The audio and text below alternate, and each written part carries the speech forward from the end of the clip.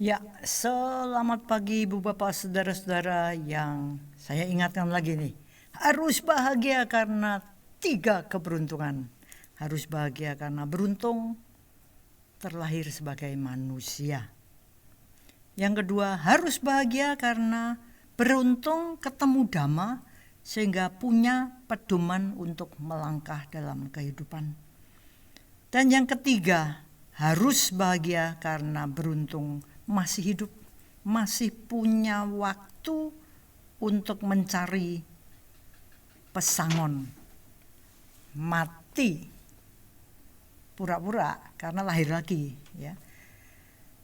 Semoga kita punya pundi-pundi yang benar-benar bisa kita bawa, harta sejati. Terimalah salam Dhamma dan Namo Buddhaya. Ibu Bapak, saudara-saudara, kita sampai pada akhir bulan Maret. Kembali gimana caranya kita nggak tambah tua, cepet banget ya. Karena waktu itu rasanya bles begitu aja. Sudah 1 bulan akan berlalu dengan sangat cepat. Kalau kita lihat apa yang sudah kita corehkan di kanvas kehidupan ini, maka mudah-mudahan ada satu perenungan, ya. Aku sudah ngapain terhadap coretan-coretan di kanvas kehidupan ini? Apakah ada lukisan-lukisan indah yang kita ciptakan? Bagi kami, para guru di dunia pendidikan, bulan Maret ini penuh dengan kesibukan, apalagi menjelang akhir tuh ya. Ada seminar-seminar untuk penerimaan murid baru, para guru mengadakan persiapan tes, bikin soal. Bagi yang sudah kelas 6 atau kelas 9, siapkanlah untuk ujian. Terima rapotnya gimana, wisudanya gimana, masih online-nya apa memungkinkan dibikin on-site. Orang tua juga punya kesibukan, siapin uang untuk bayar uang pangkal bagi yang mau masuk TK, mau masuk SD, mau masuk SMP. Yang kelas 6 dan kelas 9 orang tuanya ada kesibukan sendiri karena beberapa orang tua pengennya ada acara perpisahan, gimana kalau datang ke sekolah dan sebagainya. Masing-masing punya pendapatnya sendiri-sendiri karena pikiran ada di dalam benak masing-masing orang. Saya sendiri dapat tugas untuk mewawancara orang tua yang mau masuk playgroup lah, TK lah, SD, SMP. Dan menarik sekali, secara pribadi saya merasakan ini loh hidup menjadi orang tua. Karena kalau kita omong-omong dengan orang tua, apalagi kalau urusannya dengan duit gitu ya, itu orang tua sibuk menyiapkan kata-kata supaya masuknya sekolahan itu minim. Ora usah nambahin, gak usah nambahin. Tapi mereka kepengen kemajuan anaknya maksimal. Menarik ya, bagaimana nafsu untuk dapat ini terlihat sekali. Keluarnya banyak, waduh bulan ini kan hidup sekarang ini kan berat. Apalagi kita pandemi ya, Ibu Anji tahu toh. Oh ya, saya tahu, istimewa orang punya dukanya sendiri-sendiri, orang tua punya dukanya sendiri-sendiri. Sekolah juga punya dukanya sendiri. Dan yang menarik adalah mereka banyak mengeluhkan, ya toh Bu, anak saya 2, anak saya 3. Saya bilang, lah anak saya 300.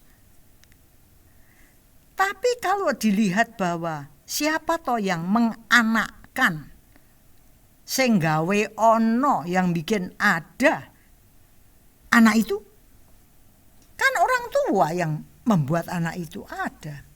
Jadi kalau tiba-tiba banyak keluhan karena dibebani anak, saya mulai berpikir, menarik ini ya, menarik. Saya memang memilih kehidupan yang selibat dan bermanfaat gitu ya. Tapi saya tahu betapa bebannya punya anak.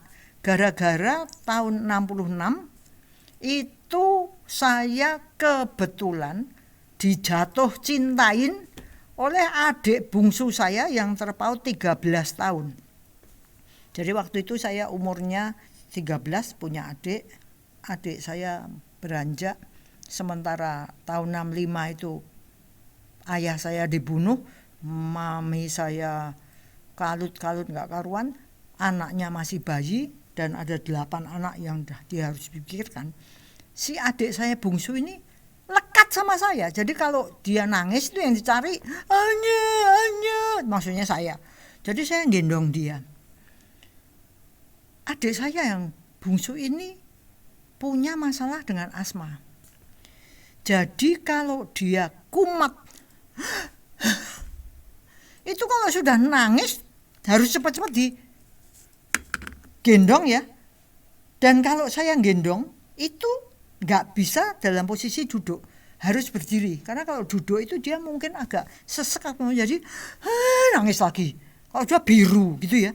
Jadi waktu saya melihat adik saya yang paling kecil ini dalam pelukan saya, dalam gendongan saya, dan kadang-kadang tidak bernafas, saya, waduh mati ini mati. Aduh, enggak jadi mati. Aduh, kok enggak napas, mati ini. Jadi bagaimana perasaan saya yang seperti fungsi orang tua melihat kemelekatan pada adik saya. Itu rasanya, dukanya kemelekatan. Kenal banget. Jadi kalau orang tua mengeluhkan tentang dukanya punya anak, saya pernah ngalami. Dalam Dhamma saya mengalami banyak pukulan ya, karena Dhamma itu pelajaran yang kadang-kadang sangat tidak menyenangkan. Tidak ada hiburan-hiburan, iming-iming yang melegakan, karena kita dihadapkan pada kenyataan gitu. Dan dikatakan di dalam Dhamma bahwa coraknya kehidupan ini itu ada benih-benih duka. Jadi kalau kita punya yes, kita lupa bahwa ada benih-benih duka. Maka kita punya anak ditunggu-tunggu, wah congratulations, wah PF, selamat. Kita punya duka di situ.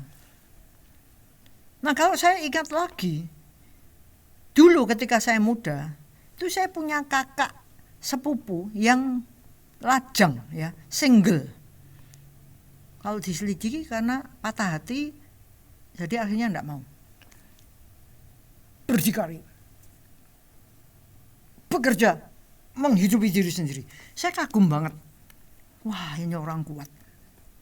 Tapi setelah saya lebih dewasa, saya melihat bagaimana orang-orang perempuan yang hidupnya double karena nikah, kadang-kadang triple, kuartet dan sebagainya karena punya anak.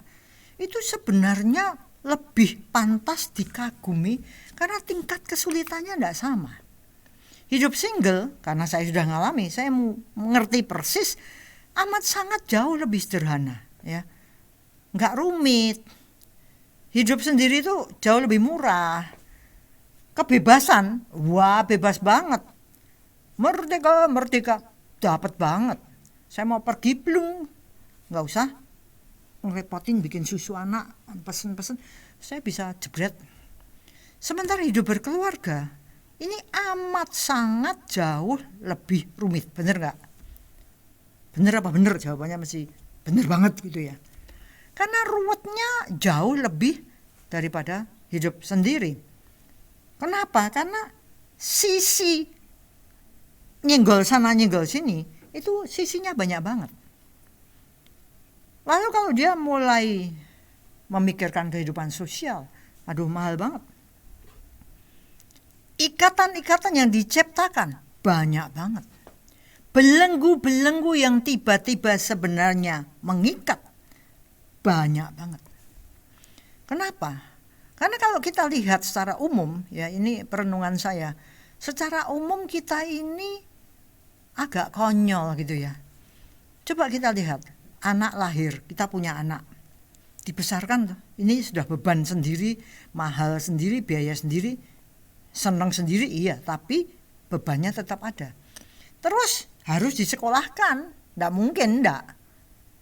Sekolah lah, playgroup, naiklah seneng, TK, naiklah SD, SMP, terus STM nggak mau, SMA, kenapa? STM itu jenjangnya kelihatannya sampai di situ. Kalau SMA kan bisa kuliah. Meskipun itu sekarang tidak terjadi ya, karena STM sekarang bisa masuk universitas. Tapi secara umum orang tua yang masih kena produk pendidikan seperti itu, kalau anaknya mau masuk STM rasanya kurang gengsi gitu ya. Maka kuliahlah, nikah, punya anak, mungkin melanjutkan kuliah, siklusnya gitu terus. Punya anak beban, ya enggak selalu lah. Punya anak satu bebannya lebih kecil dari punya anak dua. Mami saya, orang tua saya punya anak 8, lebih gampang karena yang atas ngopeni yang bawah misalnya gitu ya. Beli satu nanti dilungsur-lungsurkan barangnya untuk yang bawah. Tapi kalau orang tua ini hanya punya satu anak, dukanya itu kami lihat sendiri. Beberapa hari yang lalu ada orang tua G9 SMP lulus, mulai mikir anak saya SMA-nya di mana. Kebanyakan orang tua kalau punya duit maunya anaknya sekolah luar kota. Dukanya ada apa? Berpisah dengan yang dicinta. Kalau cuma anak tunggal, itu saya melihat orang tua yang secara fisik kena duka ini. Jadi agak semangatnya melorot ya, kurus, nggak ada kegembiraan. Kenapa harus berpisah? Sampai anaknya ngomong, lah piye to ma, apa mama ikut kos sama aku? Jadi anaknya satu, itu kemelekatannya tinggi banget. Padahal kalau dipikir, jangan anak satu, anak yang banyak. Ini bagaimana dengan penduduk dunia? Terlalu banyak. Penduduk dunia itu sekarang sudah terlalu banyak. Kalau anak-anak kita ini di sekarang zaman ini bersaingnya sudah dengan hampir 8 miliar. Saya dulu waktu tahun 60-an itu bersaingnya dengan 3 miliar manusia. Dilihat sekarang dalam waktu 60 tahun, itu penduduk dunia sudah lebih dari 2,5 kali. Nah kalau kita lihat tanah bumi ini sama, di paru-paru, makin lama kan bagian yang diperoleh untuk setiap orang kan jadi makin kecil. Maka sebenarnya dikatakan ayo keluarga berencana. Dibutuhkan supaya tidak terjadi peledakan penduduk, dukanya dalam beratnya beban berkurang. Tapi kalau lihat dari 3 miliar jadi 8 miliar, apa boleh kita katakan, iya ya, keluarga berencananya gagal ya. Ya mungkin gagal. Kenapa? Mari kita salahkan apa? Kebudayaan. Kebudayaan kita ini sebenarnya banyak hal yang membuat terganggunya pikiran. Coba kita lihat. Saya nggak ngerti kalau di luar negeri, di negara-negara maju mungkin tidak terjadi seperti ini ya. Tapi kalau di kalangan kita itu kalau ada remaja, mesti pertanyaannya kalau kita ngomong-ngomong, sudah punya pacar? Belum. Kata belum itu membawa mindernya anak remaja. Kan ya aneh toh. Terjadi enggak? Terjadi. Kalau dia bilang sudah, pertanyaan berikutnya, kapan nikah? Jadi seakan-akan naiknya status ini hubungannya dengan gagalnya KB. Nanti kalau sudah nikah dia ngomongin kapan punya momongan, sudah punya anak belum. Kalau ngomongnya belum, itu ada perasaan minder.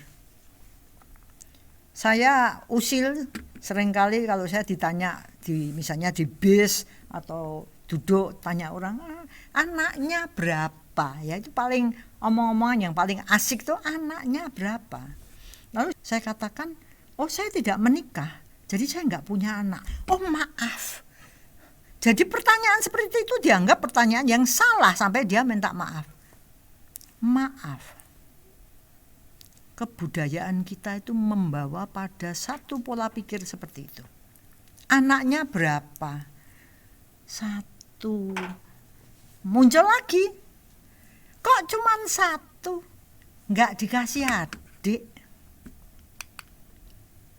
Tuntutan masyarakat, tuntutan orang tua membuat banyak remaja sekarang, kaum muda sekarang yang sepertinya hidup demi masyarakat, hidup demi orang tua, supaya mereka tidak mengganggu.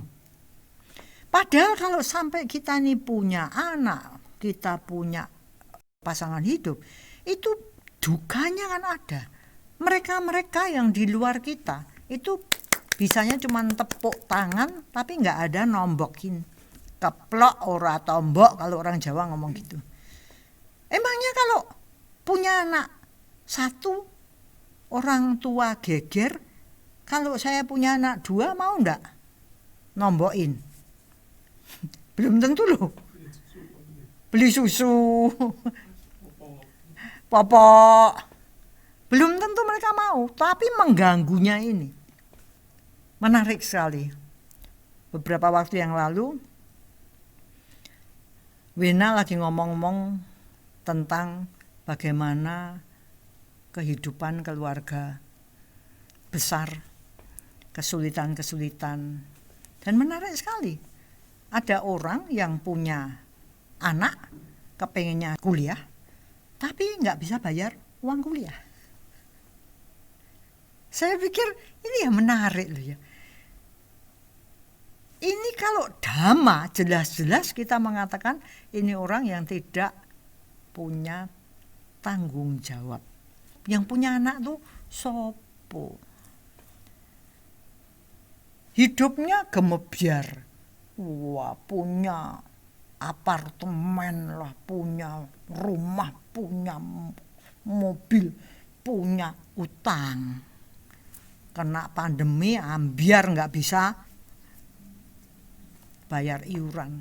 Akibatnya apa? Anaknya juga kena imbasnya.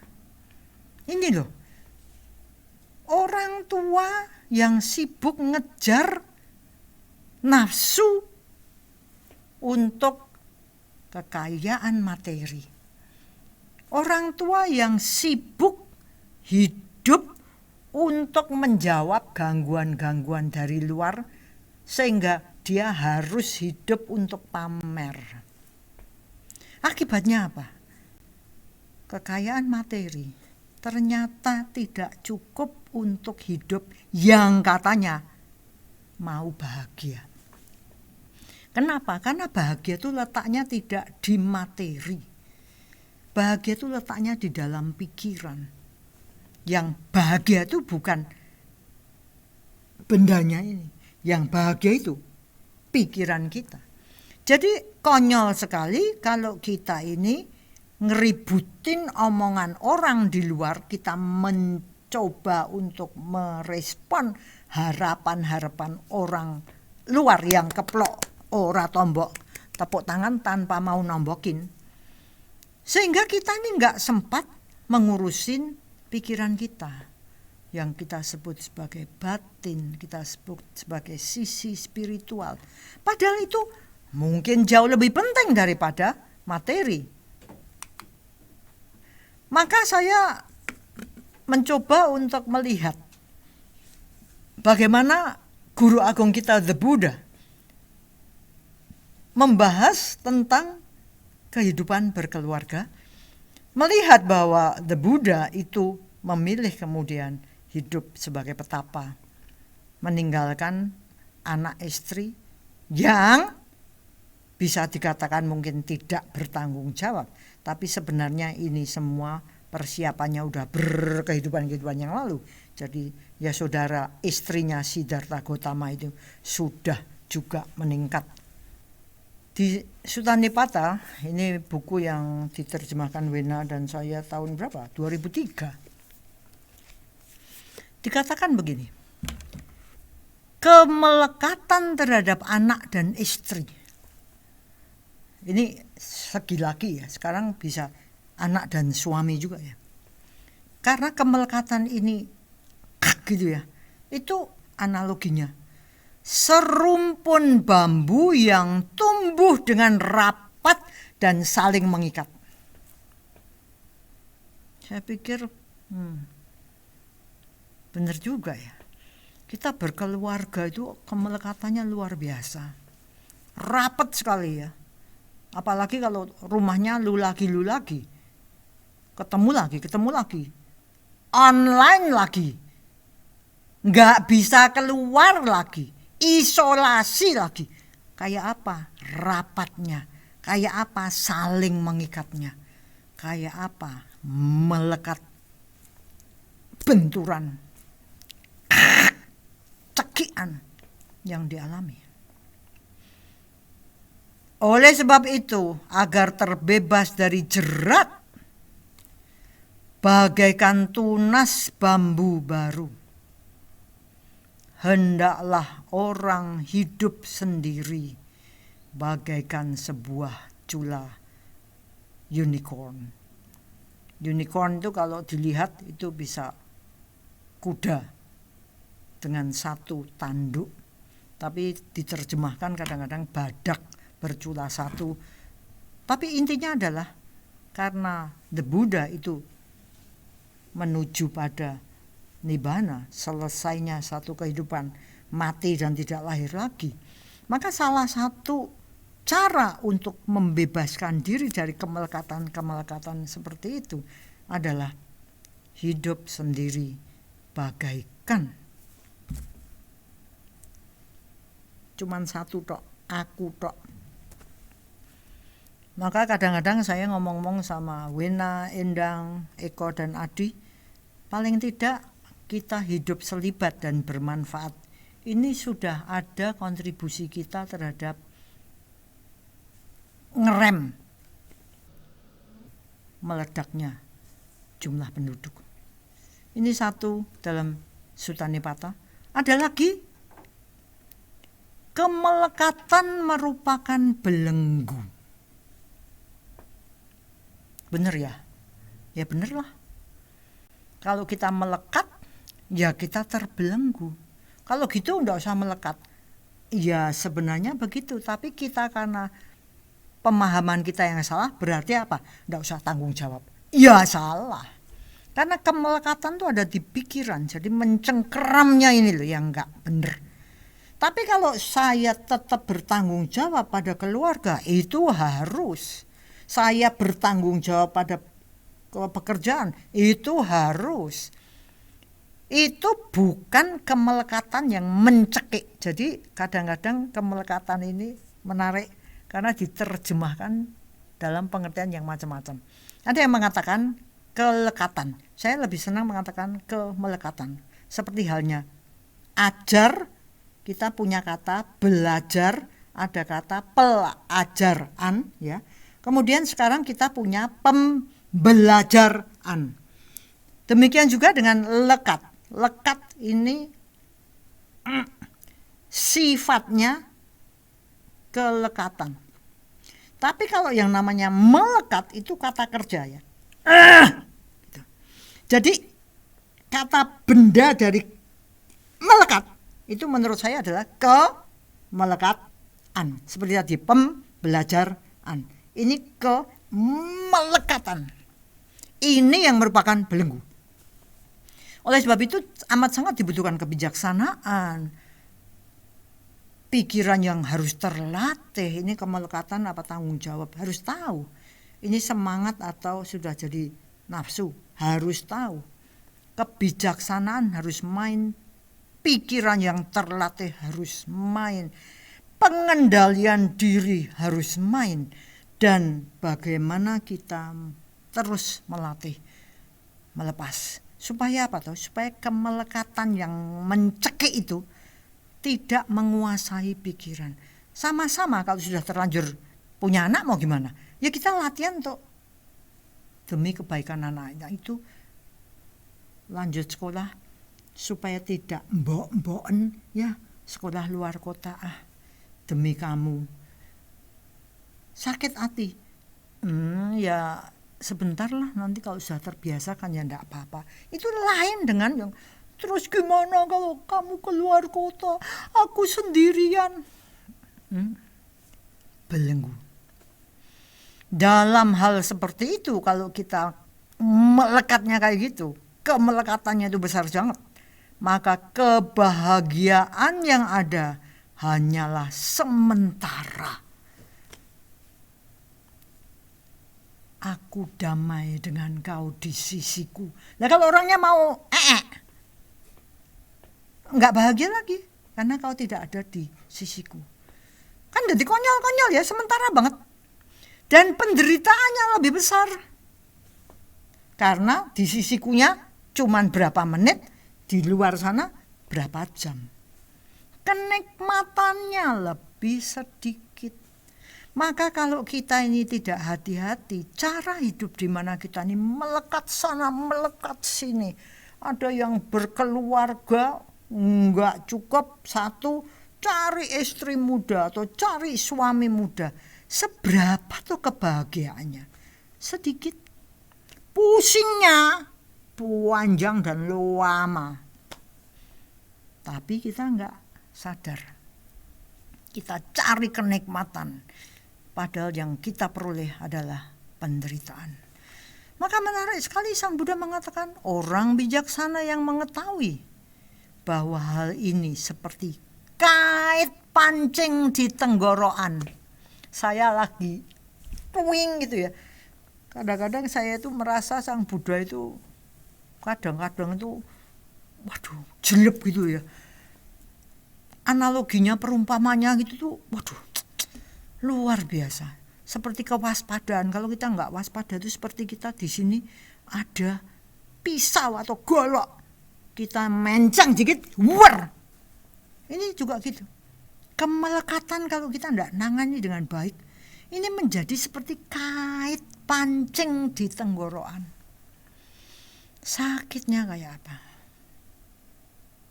Maka kalau kita ngerti dengan kebijaksanaan betapa kemelekatan ini merupakan belenggu, mau tidak mau kita menata diri. Untung kita kenal Dhamma, untung kita ngerti bahwa kemelekatan ini cuman sedikit bahagianya, cuman sementara, sebentar senengnya, nikmatnya sebentar, kailnya di tenggorokan bisa sepanjang kehidupan kita. Oleh sebab itu, kalau kita lihat di Dhammapada, itu menarik sekali melihat bagaimana The Buddha memberikan pada kita aturan main dalam kehidupan kita. Tadi melekat membuat penderitaan. Terus gimana? Ya kita harus hidup dengan baik. Caranya gimana?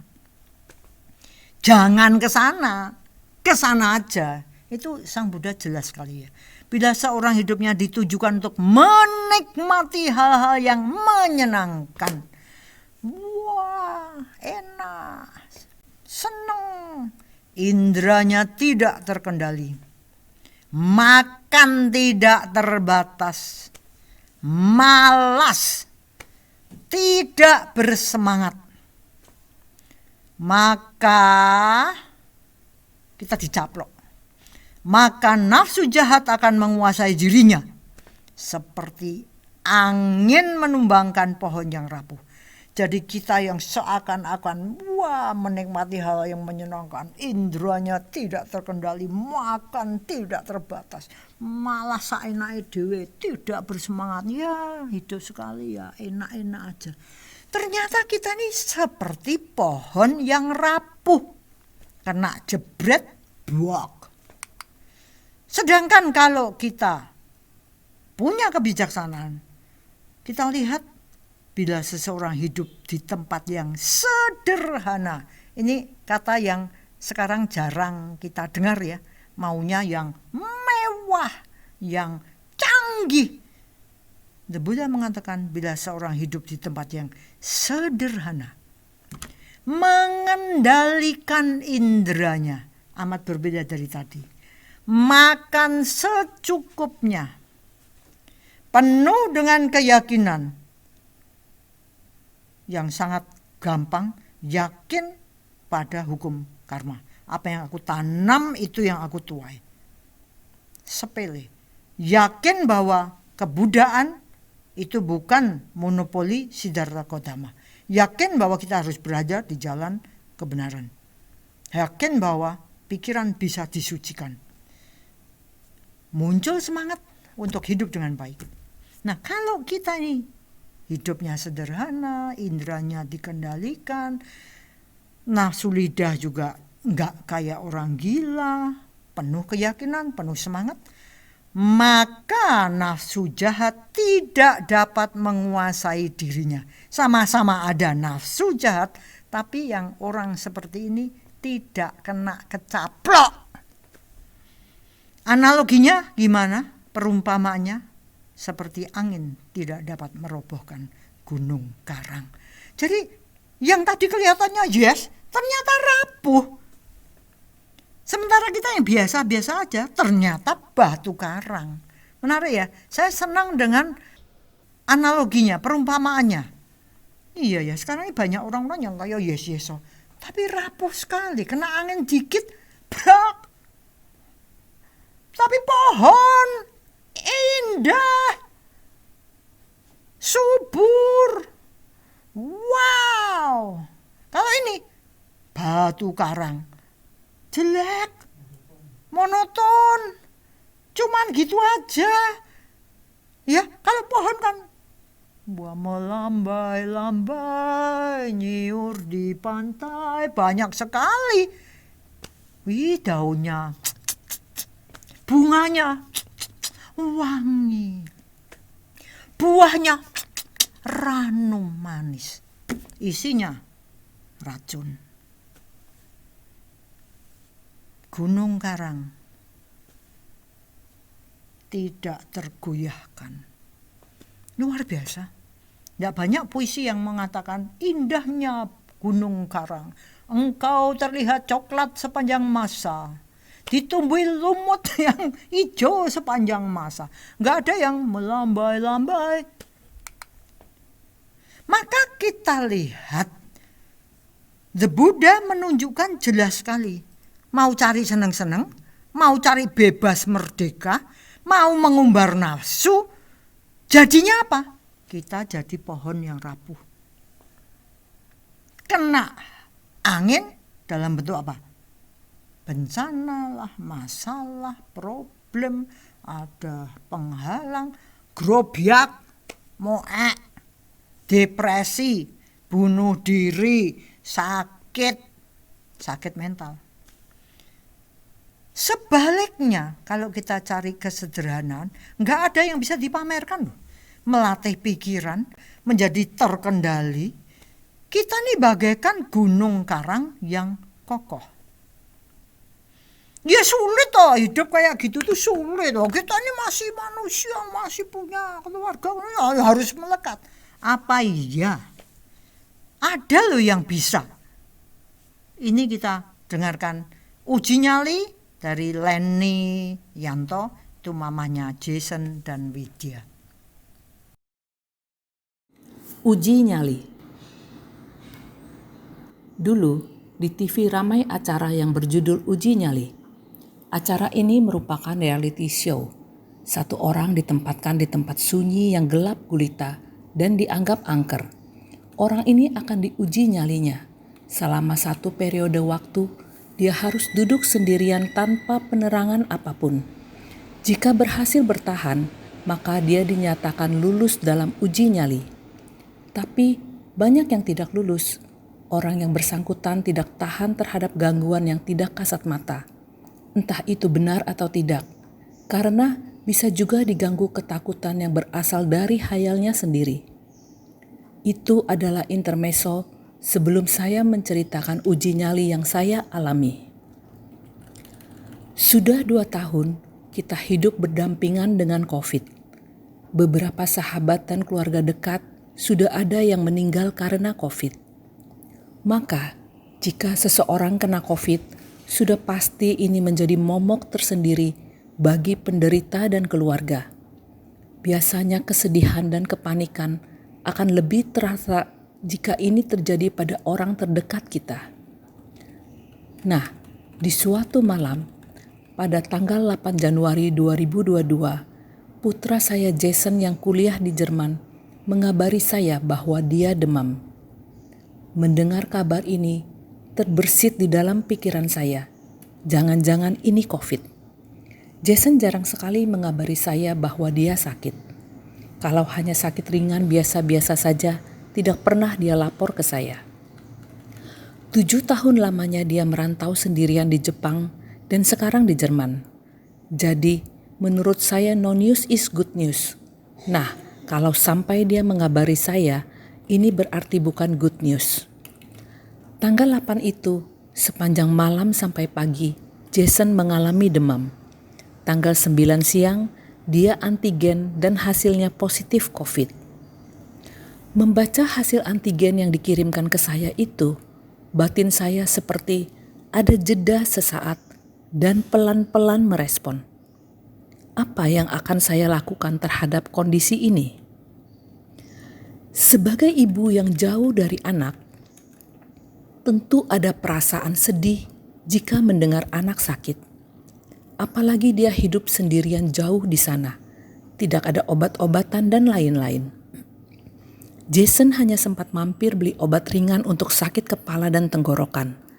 Karena di Jerman, susah sekali beli obat dengan dosis tinggi. Tidak seperti di sini.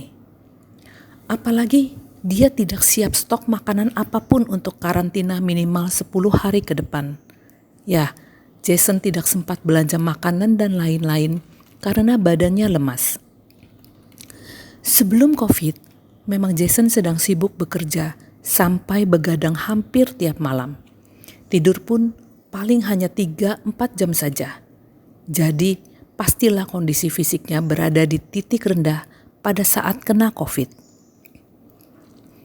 Jeda sesaat ini terasa cukup bagi saya, sehingga saya dapat melihat dengan jelas dan jernih persis seperti saat kita menonton TV.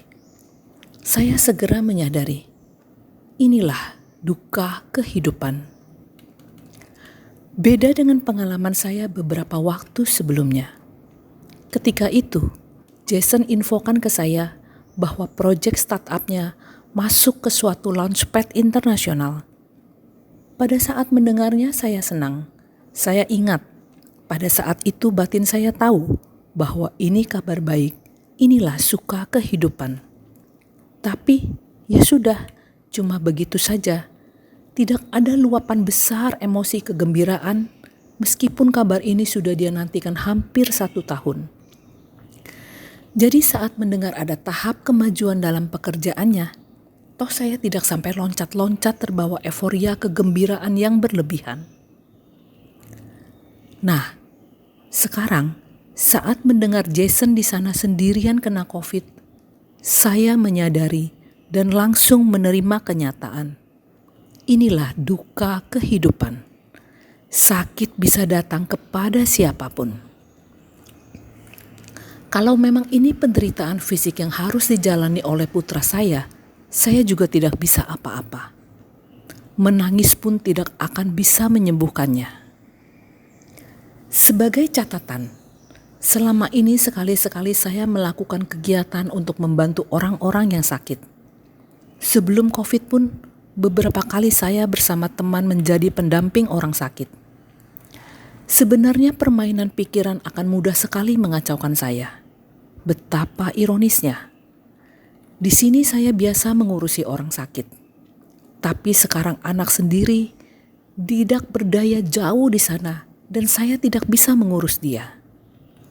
Kalau diteruskan lagi, pikiran akan berkata, untuk apa menolong orang lain kalau anak sendiri sakit tapi saya tidak bisa membantu? Atau bisa juga pikiran berkata, dunia sangat tidak adil kalau begini, dan lain-lain.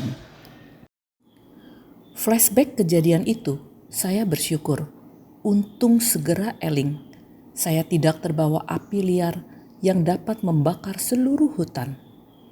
Berikut ini saya mengulas kembali bagaimana saya melewati hari demi hari selama proses kesembuhan Jason.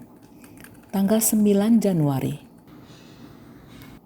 Setelah Jason dinyatakan positif, saya segera mengambil jeda sesaat untuk menenangkan hati. Saya tidak tahu dia kena COVID jenis apa, apakah Delta? Tetapi saya berharap ini Omikron, yang menurut orang-orang serangannya lebih ringan.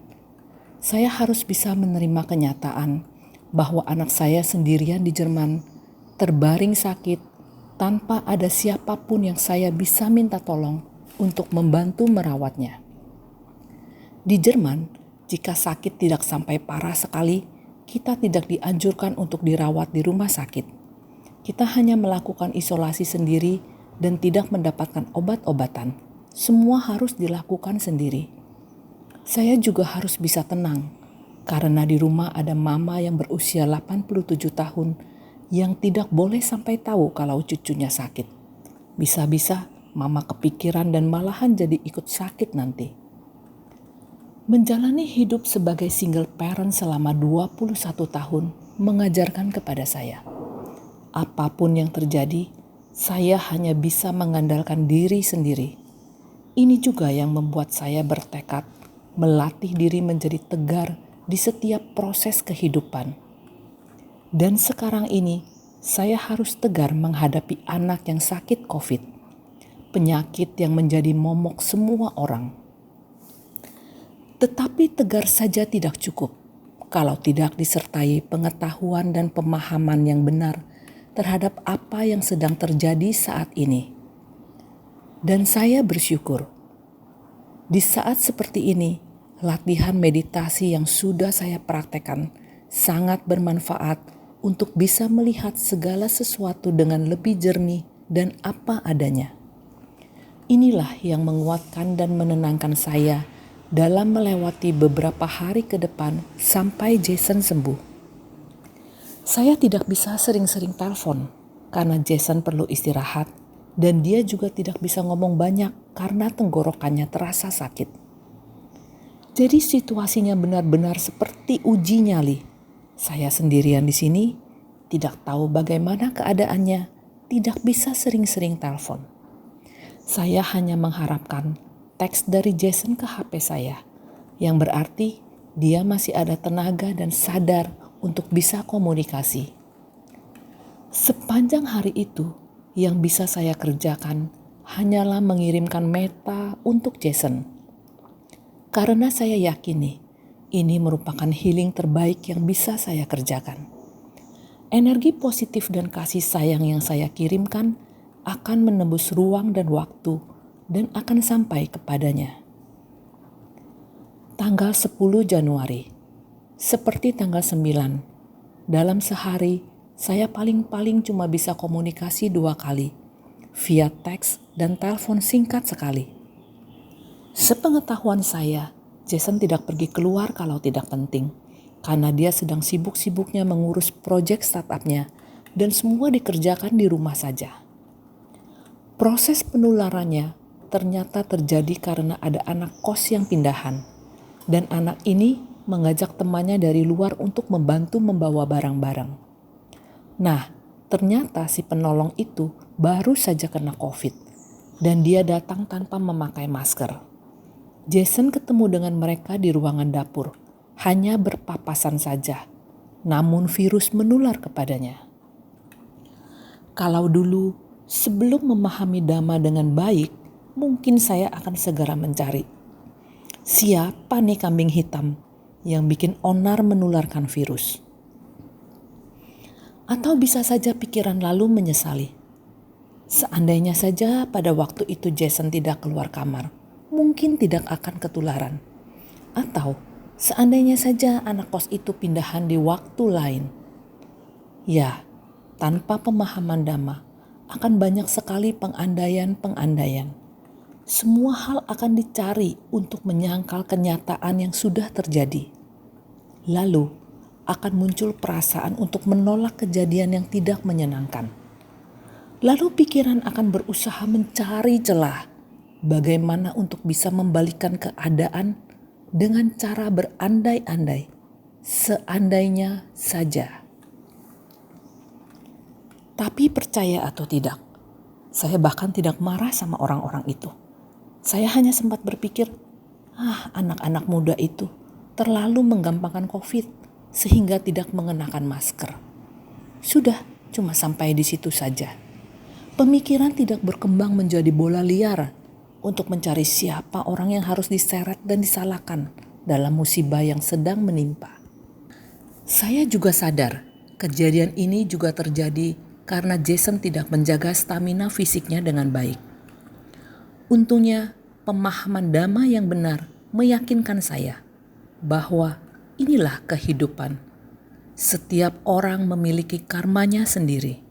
Sebagaimana Cilani berulang kali sampaikan di Dhamma Desana, bahwa tidak akan terjadi yang bukan bagian dari milik kita. Sesederhana itu memang. Tapi diperlukan nyali untuk menerimanya secara apa adanya. Dengan menerima kenyataan, batin pun menjadi tenang dan bisa sabar menjalani waktu yang dibutuhkan untuk pemulihan kesehatan Jason. Ada catatan penting yang perlu digarisbawahi. Semua ketegaran dan ketenangan saya saat ini bukannya datang secara tiba-tiba, secara ujuk-ujuk, melainkan melalui tempaan perjalanan pengalaman kehidupan, jatuh, tersungkur, bangun, tergelincir, dan bangun kembali untuk tetap melangkah ke depan. Setiap saat selalu ada pembelajaran baru untuk menjadi lebih baik dari sebelumnya. Saya tetap beraktivitas biasa, meditasi pagi, mengirimkan meta kepada Jason dan yang lainnya, lalu turun ke lantai bawah, mengurus mama, masak, dan menyelesaikan pekerjaan saya lainnya. Semua berjalan seperti biasanya.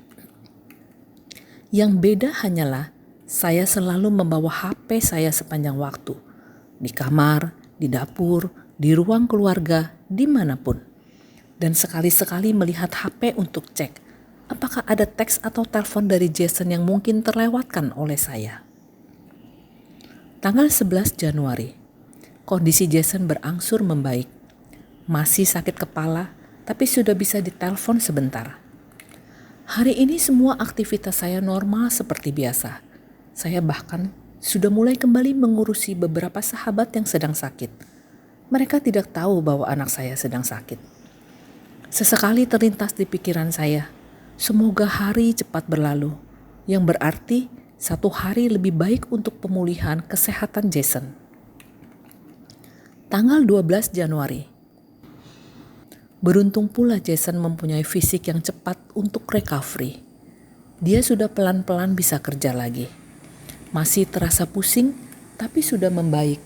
Walau sesekali meeting lanjut tidur, bangun, meeting lagi, dan seterusnya.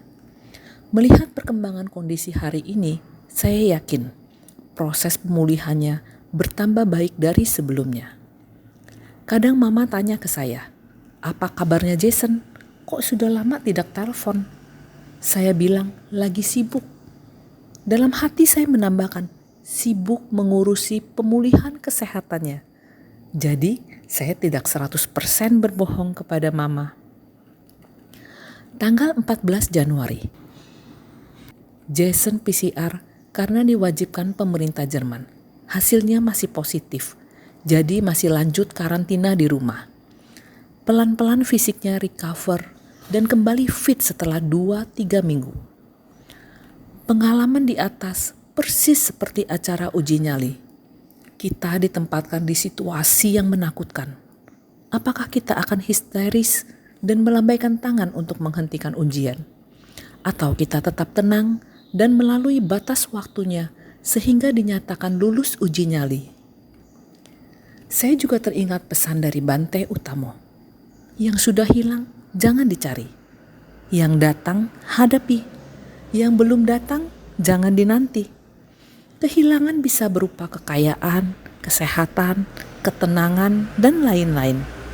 Yang datang bisa berupa musibah, penyakit, dan lain-lain. Bisa juga sebaliknya. Intinya, hadapi apa saja yang datang. Belajar hidup di saat ini. Latih pikiran agar tidak berlarian ke masa lalu dan masa depan. Demikianlah sharing saya. Terima kasih. Salam dalam dhamma, salam kebajikan. Yeay. Menarik sekali bagaimana ternyata pikiran itu bisa dilatih. Jadi kebanyakan orang, wah enak ya Mama Jason tuh kayak gitu. Ya enak kan waktu jebret kena sakitnya Jason. Tapi sebelum itu kondisi baik-baik, Mama Jason dan Widya ini sudah latihan terus. Dan pada waktu jebret, tetap saja karma baik dilakukan. Jadi tidak frozen, tidak lumpuh, tidak membeku, tidak bisa apa-apa. Terus lakukan karma baik, ria, karma baik yang dengan riang gembira. Ibu bapak, kita bisa lihat bahwa kehidupan itu dikatakan banyak digoda, banyak gangguan oleh faktor eksternal. Kita terbiasa mencari kambing hitam. Kita terbiasa kadang-kadang kena buah karma buruk, langsung lakukan karma buruk yang baru. Terus alasannya supaya kita merasa aku tidak salah, kita salahkan orang lain. Godaan setan.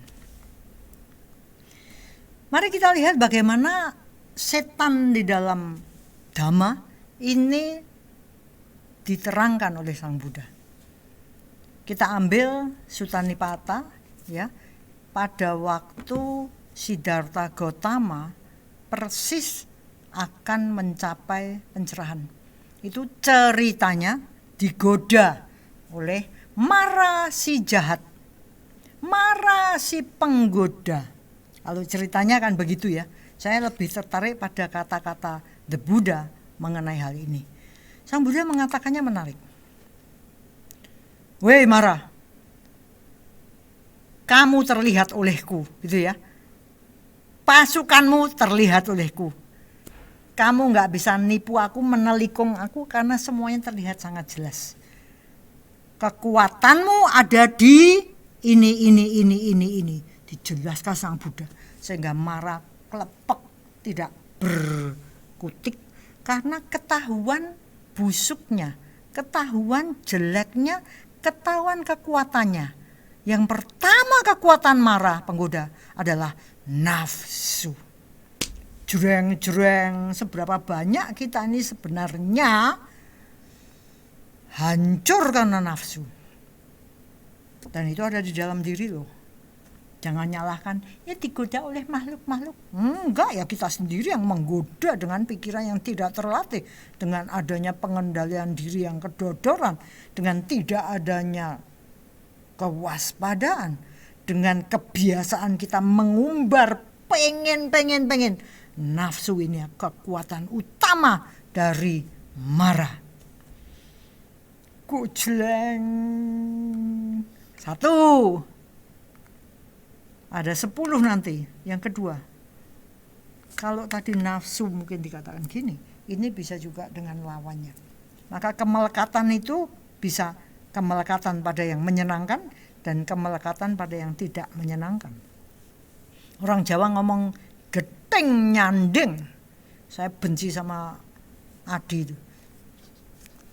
delana, liatin dia. Gayanya kayak rambutnya kayak poni, kayak apa, pakaiannya. Saya perhatikan terus. Jadi saya itu sebenarnya dicengkeram mulai itu. Akibatnya suatu ketika Adi nggak ada, saya cari di mana ini.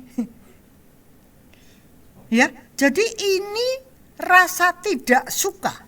Ini juga merupakan bala tentaranya marah. Mau suka, mau tidak suka, hati-hati karena nafsu itu bisa sebilah dengan dua sisi. Nafsu keinginan dan rasa tidak suka. Yang ketiga, menarik ya, rasa lapar dan haus. Saya baru ngerti kenapa, oh makanya ya kalau Sang Buddha itu mau Dhamma Desana, itu ada para kelana yang datang dari mana-mana. Biasanya mungkin ada seorang dermawan yang menyiapkan makanan gitu ya.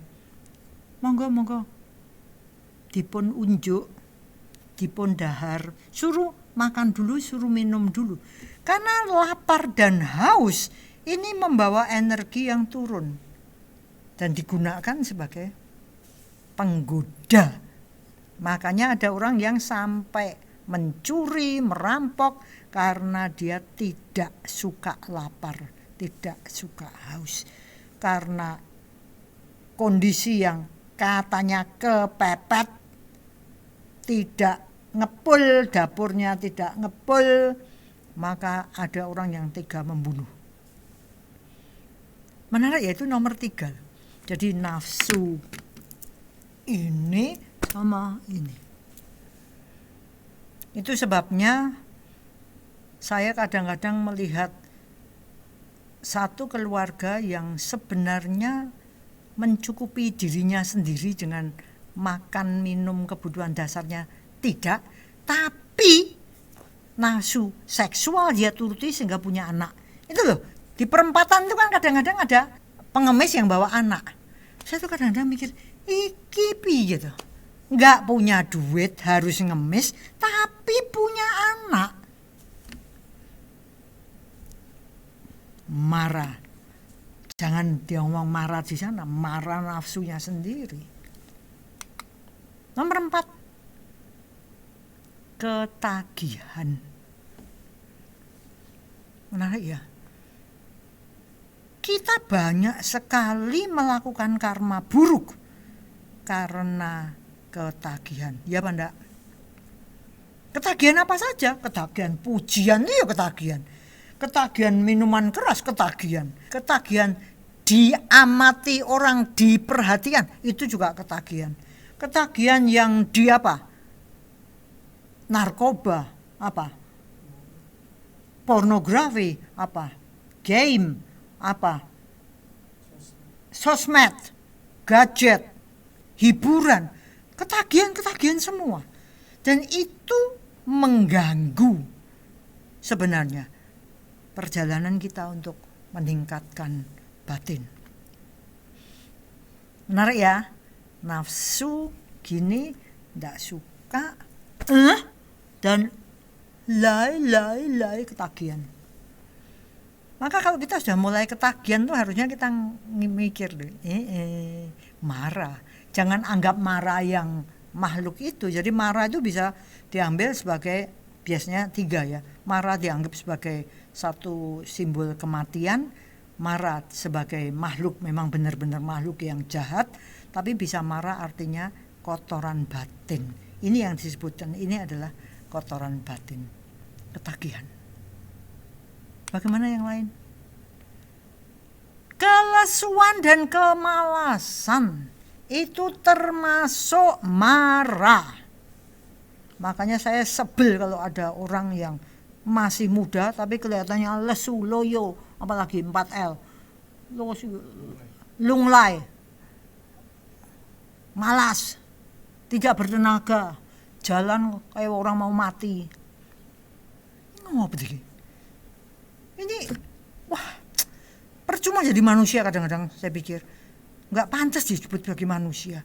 masih muda, masih sehat, kok nganggur-nganggur, mabuk-mabukan, kerja sebentar keluar. Kenapa? Angel, sulit. Kerja sebentar keluar. Kenapa?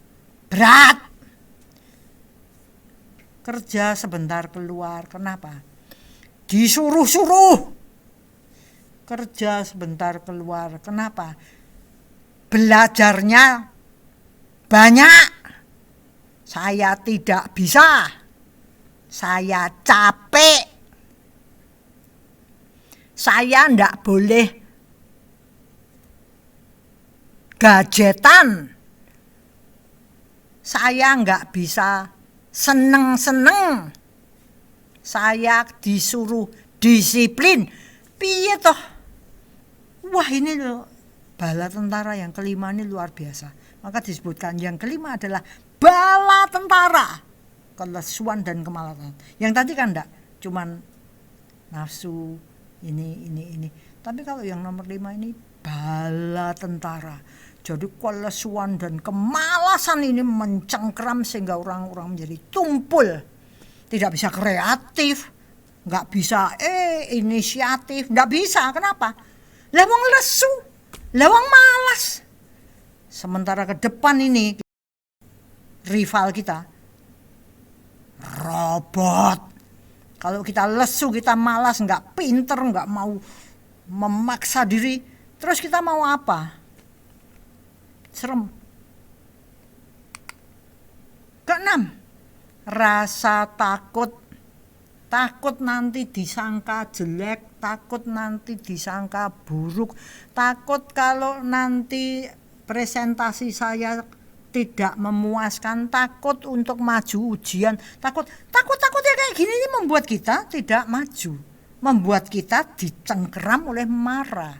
Jangan salah ya, marahnya jangan marah setan gentayangan, marahnya ya kotoran batin kita sendiri. Rasa takut. Yang ketujuh adalah keraguan. Ada orang-orang yang bikin pusing lingkungan juga. Lah, mbok kamu ini mana? Lah nanti. Makanya Bu Susan sering mengatakan yes but, itu sakit jiwa. Ragu. Kalau mau nyebrang, itu lihat kiri karena agak lah nanti, lu piye toh? Lah kamu ini mau nyebrang apa enggak? Nyebrang lah sayo, tapi nanti anu. Ragu, takut. Ini yang 6 dan 7 ini, wah ini penghalang besar untuk kemajuan kita ya. Sudah punya rasa takut, ditambahin ragu-ragu. Terus dia mau melangkah caranya gimana? Sulit banget. Yang nomor 8 adalah, ini menarik, ngeyel dan gelisahnya gampang. Waduh. Orang ini mau maju ya sulit toh. Diberitahu ngeyel, dia maunya dia dianggap paling pinter padahal goblok. Sulit diberi nasihat. Kekeras kepalaan dan keresahan. Ini menciptakan orang sama sekali menjengkelkan dan bikin orang lain. Ada enggak orang kayak gitu? Wadah. Kalau diberitahu, ngerti aku. Ya dia lakukan, tapi kembali. Oh kita harusnya gini. Lah lakukan, tapi. Serem ya? Dan itu ketahuan loh. Sang Buddha mengatakan, ini loh pasukanmu. Kamu jangan sembunyi dariku, karena aku tahu persis. 1, 2, 3, 8. Selain yang 8 itu, dijelaskan oleh Sang Buddha bahwa ada juga mara, kotoran batin, dalam bentuk keuntungan materi, pujian, kehormatan, kemasyuran yang diperoleh dengan cara-cara yang salah. kita lihat keuntungan materi, pujian, kehormatan, kemasyhuran. Itu aja sudah banyak membuat hidup kita bumi gonjang-ganjing, apalagi diperoleh dengan cara-cara yang salah. Kita memperoleh dengan cara-cara yang benar aja kalau kita nggak hati-hati dipuji, wow, dihormati, masyhur, kaya raya dengan keuntungan materi. Berapa banyak kita ngalami itu? Selalu. Maka kalau kita lihat, marah itu menyusup dengan sangat lembut, tiba-tiba sus. Kalau kita lihat dunia binatang, Animal Planet itu melihat bagaimana satu predator memangsa, itu kan sepertinya diem aja gitu. Tiba-tiba jebret. Kecepatannya tidak kita bisa lihat dengan mata, tahu-tahu sudah di mulutnya dia. Apapun juga, termasuk yang di air. Air itu kan riaknya kan mestinya kelihatannya, tapi kok ya nggak tahu ya yang mau dimangsa. Gurita misalnya, tiba-tiba jebret sudah ada mangsanya di mulut. Itu geraknya kayak apa? Keuntungan materi, pujian, kehormatan, dan kemasyhuran. Maka jangan dicari. Nggak usah cari dipuji, cari dihormati, cari dimasyhurin. Karena itu otomatis akan terjadi. Tapi kalau kita mencari malah kita dicaplok marah. Kita dipuji, kita dihormati, kita jadi masyhur sebagai buah karma baik, itu pun bisa menjadi caplokannya marah. Hati-hati ya. Yang lain, The Buddha mengatakan bisa juga kesombongan karena perbandingan, memandang tinggi diri sendiri, merendahkan yang lain. Sombong ini kelihatannya juga pasukan mara yang menyusup dengan sangat lembut. Tahu-tahu jebret kita sudah dijadikan mangsa. Maka Sang Buddha mengatakan, ini semua, oh Mara, merupakan kekuatanmu. Buddha sudah tidak bisa diserang, karena sudah mengetahui penyerang-penyerang dari kelompok yang jahat. Saya suka yang terakhir nih ya. Orang yang bukan pahlawan tidak akan menang terhadap penyerang-penyerang itu dan tidak akan mencapai kebahagiaan. Maka kalau kita mau bahagia, kita harus jadi pahlawan, kita harus jadi pemenang. Karena itu semua siap menerkam kita, siap mencaplok kita. Tidak peduli gimana kita ngomong, aku pengen bahagia, aku akan sukses. Gombalamoh. Selama kita tidak waspada, tidak berjuang untuk mengalahkan penyerang-penyerang si jahat itu, dan memiliki mental pahlawan, pejuang, tidak gentar, terus menghadapi lawan-lawan, akhirnya jadi pemenang. Kalau enggak begitu, jangan mikir mau bahagia. Maka kalau tadi salah satu yang nomor 4 tadi ada marah, itu bentuknya adalah ketagihan. Hati-hati ya, sekarang yang dicaplok itu bukan cuman kita-kita yang sudah dewasa, tapi juga anak-anak. Dicaplok apa? Mari kita lihat.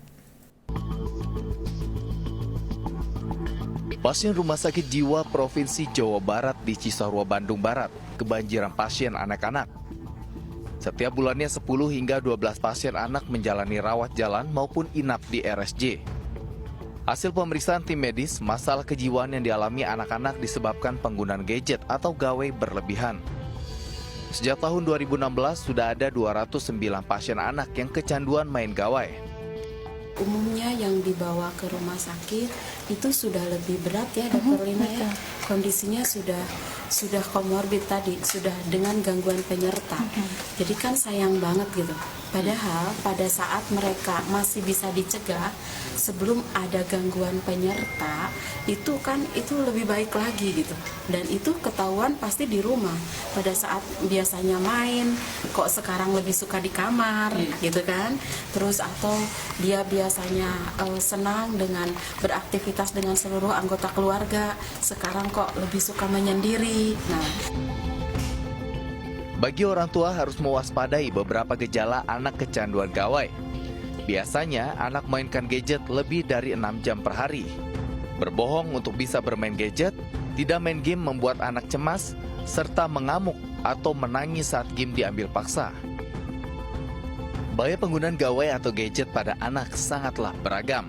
Mulai dari anak-anak sulit berkonsentrasi, gangguan penglihatan, radiasi otak, menghambat kemampuan bicara hingga obesitas. Dari Bandung, Jawa Barat, Yuwono Ainus melaporkan. Ya, itu dari sisi medis ya. Jadi kalau hari ini kita bicara tentang kemelekatan keluarga, mari kita hati-hati. Yang sudah terlanjur membentuk keluarga, mari kita melekat dengan bijaksana. Artinya apa? Enggak melekat dalam hal atau secara ngawur sehingga terjadinya ini kita dicaplok oleh marah. Mudah-mudahan tadi yang dikatakan oleh Mama Jason dan Widya itu membawa satu pencerahan bagi kita. Oh, pelan-pelan saya bisa loh. Jadi punya keluarga, tapi kemelekatannya itu bukan kemelekatan yang bersifat marah, tapi kemelekatannya bersifat dhamma, bersifat tanggung jawab, bersifat kebaikan. Bukan. Semoga orang tua yang anaknya memilih tidak menikah tetap happy, asalkan anak yang tidak menikah ini tidak bikin kacau masyarakat, bisa berdikari, punya karir yang baik, banyak berteman dengan orang-orang bijaksana, punya komunitas, sehingga tidak percuma setiap kelahiran, setiap kehidupan ini dipakai sebaik-baiknya sebagai manusia. Semoga semua makhluk bahagia dan semoga yang terbaik datang pada kita semua.